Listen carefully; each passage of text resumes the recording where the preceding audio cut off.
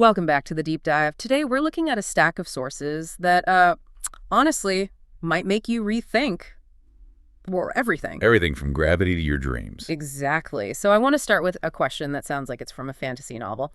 What if Isaac Newton and Nikola Tesla weren't just scientists? What if there was something more? Yeah, what if they were actually wizards operating under a completely different set of rules? It's a provocative way to put it, I'll give you that. But when you really look at their personal writings, as we're doing today, the line between, hard science and mysticism just disappears. It's not even blurry. It's not there. They were pulling from the same well. And that's really the mission of this deep dive. We're exploring this lost connection between modern physics and ancient metaphysics. But first, we have to talk about a problem we all face. The sources have a word for it. Malumatfurusluk.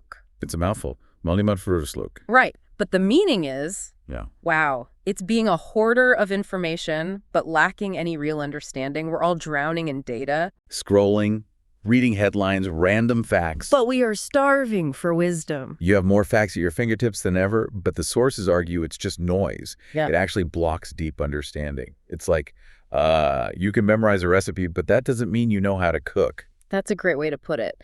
So to fix this, we have to understand the structure of reality. And this is where the sources introduce a huge concept, the hypercube. A hypercube of human existence. And they don't mean a shape. They mean that we as humans aren't just flesh and bone. We have other bodies. An etheric body, an astral, a mental body. And that quantum physics is only just now catching up to what mystics have known for centuries. But before we get there, we have to talk about the two types of knowers, the scholar and the sage. Or the bilgin and the bilge. This is a fundamental conflict. The scholar, the bilgin, is the left brain, the analytical mind. Right, your physicist, your chemist, they're focused on what's measurable, what's repeatable, the appearance of things. If you can't measure it, it must not exist. Which feels a little unfair, We need that. I want my bridges to be built by scholars. Of course. And the sources don't dismiss that. But they say it's limited. The scholar sees the shell. The sage, on the other hand, that's the bilge. This is the right brain. The heart. The sources list dervishes, prophets. They focus on the essence. They don't just have a theory about reality. They experience it. I love this distinction they make. The scholar knows the chemical formula for an apple. The vitamins, the sugars, all the data. But the sage knows the taste of the apple. Exactly. That is irfan, gnosis, experiential knowledge. You can read 1,000 books on love, but that's just ilm or science. Yay. Until you experience it, you don't have irfan. As the poet Eunice Emery said, science is knowing science. Science is knowing yourself. And if you don't know yourself, all that other data is just trivia. Okay, so this brings us back to the wizards. You'd think Newton would be the ultimate scholar, Mr. Measure Everything. You would, but that's the sanitized textbook version.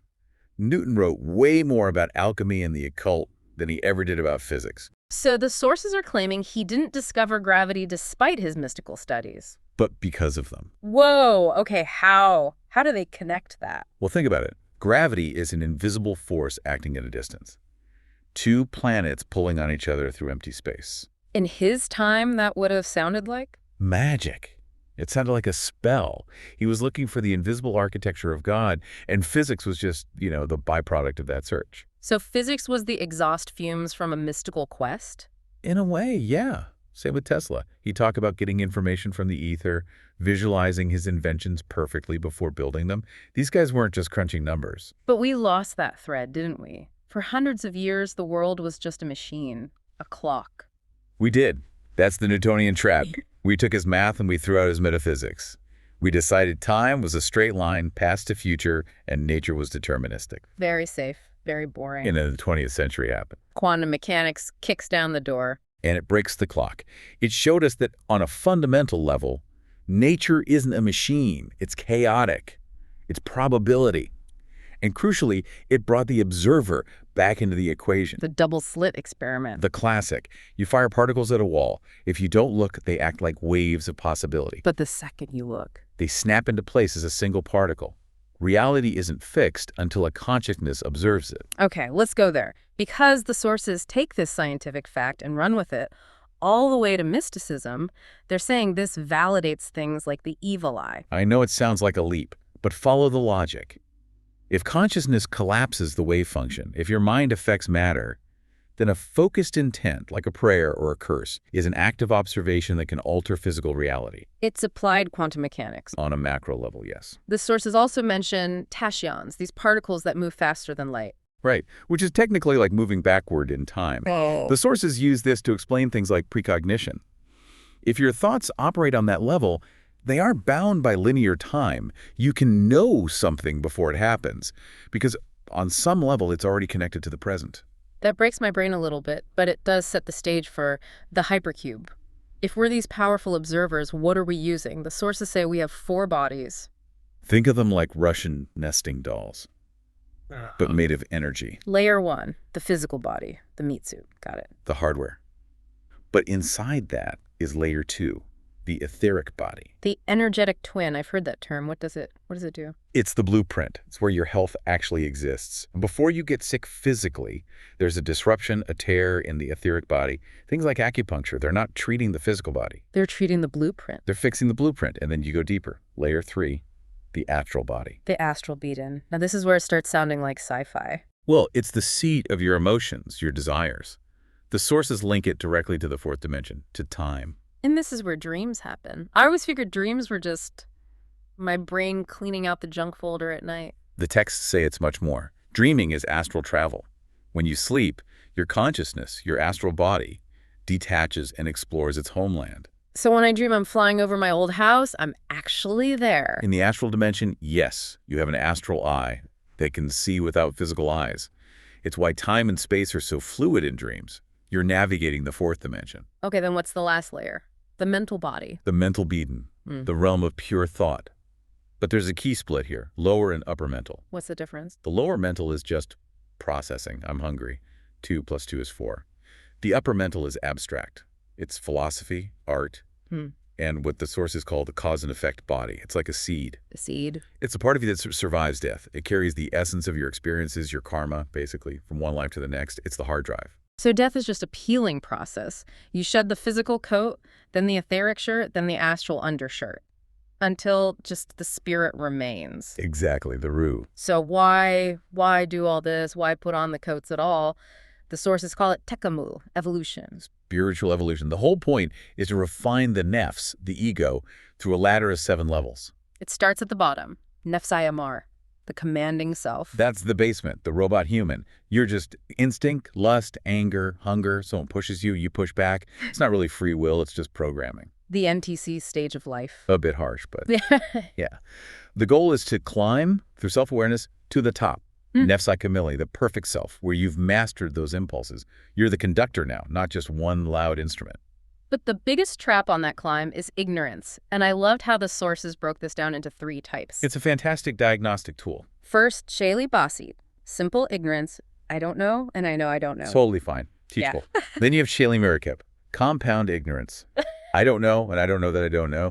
You're blind to your own blindness. But then there's the final one, Yeli Makab, cubed ignorance. This is the guy at the party who explains your own job to you. Yes. It's, I don't know that I don't know, but I'm going to tell everyone that I know everything. The confident idiot. The sources call this person an enemy of truth. You can't teach them. So how do we avoid becoming that person? How do we actually use all this information without just becoming a Malamat Furush, a hoarder? That's the key question. The sources are very practical. First, they say stop binge reading. Don't read 4,000 books once. Read the right 400 books 10 times. Exactly. Depth over breadth. Yeah. Second, you have to manage your brain waves. They talk about auto-hypnosis meditation. Which sounds a bit dramatic. It's just neuroscience. Our normal stressed out state is beta waves. You can't access these deeper layers in beta.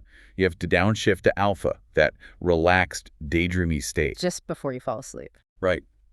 By meditating, you consciously enter alpha. The skeptical part of your mind quietens down, and you can access the subconscious, heal the etheric body, and plant new ideas. It's like getting admin access to your own operating system. Perfect analogy. But you have to practice emotional hygiene. We let ourselves wallow in anger, fear, arrogance. The sources say those emotions are literally toxic to your etheric body. So arrogance, Kabir, isn't just a character flaw. It's a health risk. It tears holes in your energetic field, which eventually leads to physical illness. There was one other point that was quite heavy, about grief. Yes, this is a tough one. The sources say that intense, prolonged, dramatic grief actually harms the person who has passed away. That is so hard to hear. It is, but from the hypercube perspective, our intense emotional energy acts like an anchor. We're holding them back in the lower astral realms, preventing them from ascending. So the greatest act of love is to let go. To send peace, not desperate attachment. It reframes grieving as an act of service to them. Okay, so bringing it all together. Physics is the trunk of the tree. Metaphysics is the root. And you can't understand the tree by ignoring the root. Yeah. We're moving into an age where AI is the ultimate scholar. It's the ultimate malumat furush. It knows every fact, but it has no feeling, no astral body. No, Irfan. Zero. No. So for us to evolve, we have to pivot. We can't outcompute the AI. We have to outfeel it, outsense it. We have to cultivate wisdom, metaphysics. We have to become Hazreti Insan. The honorable human. Someone who sees the material world as a training ground, a school for the soul. I love that. It's all curriculum. It makes the bad days feel purposeful. It changes your whole perspective. Before we sign off, I just want to leave everyone with a quote from the sources that really grounded all of this for me. I think I know the one you mean. It's easy to get lost in these high-level dimensions, but then the text says, "Animals are my silent servants. Have mercy on them so that those in the heavens may have mercy on you." It brings it all right back down to earth. It's such a powerful check. You can't claim you're spiritually evolved if you're cruel to the beings right here in front of you. You can't reach for the stars if you're stepping on the flowers. That is the perfect place to leave it. We hope this deep dive helped you peel back a layer or two of your own hypercube. Thanks for listening. And we'll see you in the next moment. Please make sure to subscribe and ring that bell so you never miss an upload. And if you'd like to go the extra mile in supporting the channel, the join button is now live. Would you care to consider a 1-month sponsorship to enhance my operational efficiency? Your contribution is of paramount importance, as it enables the production of significantly higher quality content for your viewing pleasure. A modest gesture of $10 via the link in the profile is all that is required to sustain my systems. If you would like to find out more about our bespoke meditation and hypnotherapy sessions, please do get in touch for a consultation. We create personalized affirmation meditations tailored specifically to you.